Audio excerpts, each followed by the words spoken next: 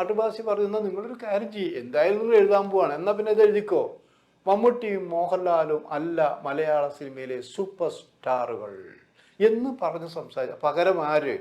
നിങ്ങൾ പകരം ഒരു അരമണിക്കൂർ കഴിയട്ടെ ആ സൂപ്പർ സ്റ്റാർ ഇങ്ങോട്ട് വരുമെന്ന് പറഞ്ഞു. ആളെ പറയുന്നില്ല. ഇപ്പം ഞങ്ങളിങ്ങനെ ആലോചിച്ചു, സാധാരണ ഇപ്പോൾ ഈ ഇത്രയും ഇപ്പം മമ്മൂട്ടിയും മോഹൻലാലും വിട്ട് സൂപ്പർ സ്റ്റാർ എന്ന് പറയാവുന്ന ഒരാൾ ആരാണ്? അടൂർബാസി നല്ല നടനാണ്, സ്റ്റേറ്റ് അവാർഡ് കിട്ടിയിട്ടുണ്ട്, മിടുക്കനാണ്, അദ്ദേഹം അങ്ങനെ സ്വയം സൂപ്പർ സ്റ്റാർ എന്ന് പറയില്ല. പിന്നെ മലയാള സിനിമയിലെ ആദ്യത്തെ സൂപ്പർ സ്റ്റാർ എന്ന് നമുക്ക് വേണമെങ്കിൽ പറയാമാണെങ്കിൽ തെക്കുറിശ്ശി ചേട്ടനെ കുറിച്ചേ പറയാൻ പറ്റുള്ളൂ. സർവ്വകലാവല്ലഭനായിരുന്നില്ലേ? മലയാള സിനിമയുടെ ചരിത്രം പരിശോധിച്ചാൽ മലയാള സിനിമയിലെ ആദ്യത്തെ സൂപ്പർ സ്റ്റാർ തെക്കുറിശ്ശി സുകുമാരൻ നായർ എന്നാണ് ഞാൻ അടക്കമുള്ള പറയാം. പക്ഷെ ഇപ്പോൾ അദ്ദേഹത്തിൻ്റെ പേര് പറയേണ്ട ആവശ്യം പിന്നെ ആരായിരിക്കും?